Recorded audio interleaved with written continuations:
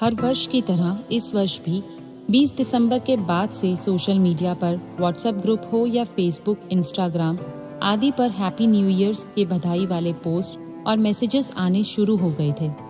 21 दिसंबर की कड़कड़ाती ठंड में आधी रात को भारत के लगभग सभी शहरों में आतिशबाजी, पार्टियां और जश्न मनाए जाने लगा। इस जश्न को मनाने वाले लगभग 90% लोग सनातन धर्म को मानने वाले थे। रात भर बियर, शैंपेन और विभिन्न खाद्य पदार्थों के साथ जश्न में खूब पैसा बहाया गया। अगले दिन सुबह कोहरा छाया था और लोग एक दूसरे को बधाई दे रहे थे, हैप्पी न्यू ईयर। क्या वो सच में नव वर्ष था? अगर हाँ, तो उसमें नया क्या था? सिर्फ अंग्रेजी कैलेंडर की एक तारीख बदलने के अलावा क्या बदला था? तो चलिए हमारे साथ ढूंढते हैं कुछ ऐसे ही सवालों के जवाब, ताकि हम सब जान सकें कि नव वर्ष क्या होता है और हम भारतीय इसे क्यों मनाते हैं। दरअसल 18वीं शताब्दी के मध्य में जब अंग्रेज भारत में घुस चुके थे, तो अप्रैल माह में जगह जगह हिंदू नव वर्ष मनाया जा रहा था।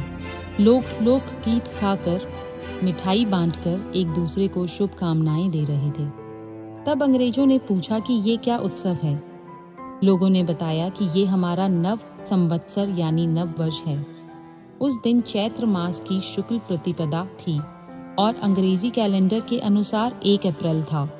तो अंग्रेज हंसे और कहा कि नव वर्ष 1 जनवरी को होता है, यह मूर्ख दिवस है। अंग्रेजों ने 1 अप्रैल को अप्रैल फूल यानी मूर्ख दिवस के रूप में मनाना आरंभ कर दिया।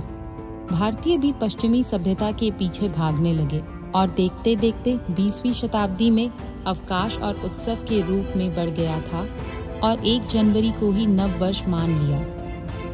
नए साल का उत्सव विश्व के सबसे पुराने उत्सवों में से एक है। जूलियस सीजर ने जूलियन कैलेंडर लागू किया और 1 जनवरी उत्सव का आम दिन बन गया। असल में ईसाई परंपरा नए साल के दिन मसीह के खतना का पर्व मनाती है और रोमन कैथोलिक भी अक्सर मैरी की इज्जत की दावत के लिए solemnity of Mary, mother of God को मानते हैं। लेकिन विडंबना देखिए कि हम भी मसीह के खतना का पर्व बड़े धूमधाम से मनाने लगे, जबकि नया साल हिंदू नव वर्ष भारतीय कैलेंडर के अनुसार चैत्र मास की शुक्ल प्रतिपदा से मनाया जाता है। इसे नव संवत्सर कहते हैं। यह प्राय 21 मार्च से 21 अप्रैल के बीच में पड़ता है। हमारे ग्रंथों में लिखा है कि जिस दिन सृष्टि का चक्र प्रथम बार ब्रह्मा ने परिवर्तित किया, उस दिन चैत्र मास की शुक्ल प्रतिपदा थी और सृष्टि का आरंभ हुआ था। हिंदी महीने की शुरुआत इसी दिन से होती है। अब आप सोच रहे होंगे कि इसमें क्या बदलता है या क्या परिवर्तन होता है जो 1 जनवरी में नहीं होता। तो इसका आध्यात्मिक और वैज्ञानिक आधार भी समझ लीजिए। सनातन धर्म की गहन दृष्टि सत्य अन्वेषक रही है। आने वाली पीढ़ियों के लिए ऋषियों ने वैज्ञानिक तथ्यों के साथ इसे कथाओं के आवरण में लपेटकर सुरक्षित रखा है। इस दौरान पेड़ पौधों में कली और फूल इसी समय आना शुरू होते हैं। वातावरण में एक नया उल्लास होता है जो मन को आह्लादित कर देता है। प्रकृति में हर जगह हरियाली छाने लगती है।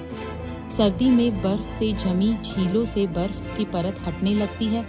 नदियों में जमी बर्फ पिघलना आरंभ हो जाती है और कल कल करती नदियां मैदानों की ओर बढ़ने लगती हैं। फूलों की सुगंध के साथ भौरों का गुज्जार, पक्षियों का करलव, कोयल की सुरीली कूक से लेकर प्रकृति में नए सृजन की बयार लाता है। शायद इसी कारण वसंत को मधुमास भी कहा गया है। नवरात्र की शुरुआत इसी दिन से होती है, जिसमें हम लोग उपवास एवं पवित्र रहकर नव वर्ष की शुरुआत करते हैं। क्योंकि अष्टांग हृदय के रचयिता महर्षि वाग्भट तथा चरक संहिता के रचयिता महर्षि चरक के अनुसार वसंत ऋतु में शरीर में लाल रक्त कणिकाएं अधिक मात्रा में बनना आरंभ हो जाती हैं। साथ में शरीर इस दौरान रुधिर परिवर्तन भी करता है। कहीं धूल कंकड़ नहीं, कुत्सित कीच नहीं, बाहर भीतर जमीन आसमान सर्वत्र स्नानोपरांत मन जैसी शुद्धता।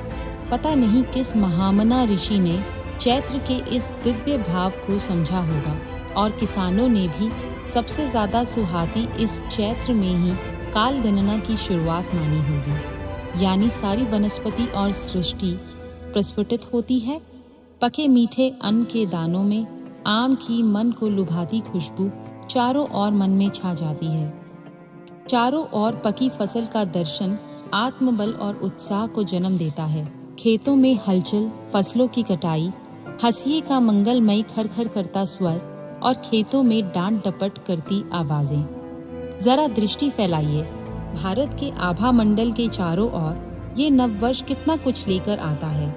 इस नववर्ष के शुरू होते ही रातें छोटी और दिन बड़े होने लगते हैं। एक किस्म से कहें तो प्रकृति का नव श्रृंगार होता है। सिर्फ इतना ही नहीं, भारतीय नववर्ष का पहला दिन यानी सृष्टि का आरंभ दिवस, युगाब्द और विक्रम संवत जैसे प्राचीन संवत का प्रथम दिन, श्री राम एवं युधिष्ठिर का राज्य अभिषेक दिवस, आर्य समाज का स्थापना दिवस, उज्जैनी सम्राट विक्रमादित्य द्वारा विक्रमी संवत प्रारंभ, वास्तव में ये वर्ष का सबसे श्रेष्ठ दिवस है।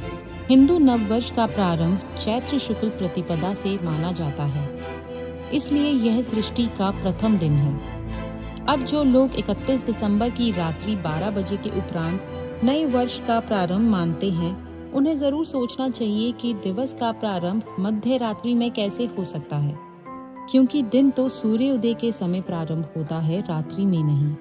रात्रि में तो केवल घड़ी का समय परिवर्तित होता है।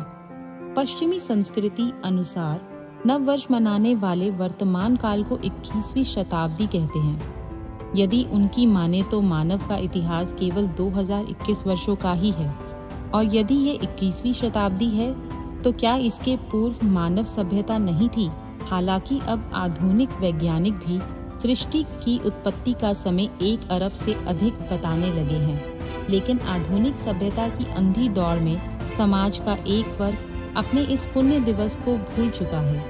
उनके लिए आवश्यक है कि इस दिन के इतिहास के बारे में वे जानकारी लेकर प्रेरणा लेने का कार्य करें। भारतीय संस्कृति की पहचान विक्रमी संवत्सर से है, न कि अंग्रेजी नववर्ष से।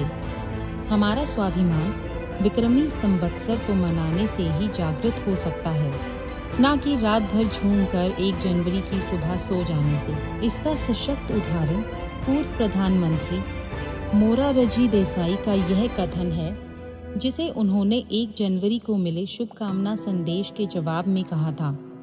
मेरे देश का सम्मान वीर विक्रमी नव संवत्सर से है। 1 जनवरी गुलामी की दास्तान है। आइए इस गुलामी की मानसिकता को बदलते हुए अपने वीर विक्रमी नव संवत्सर का सम्मान करें।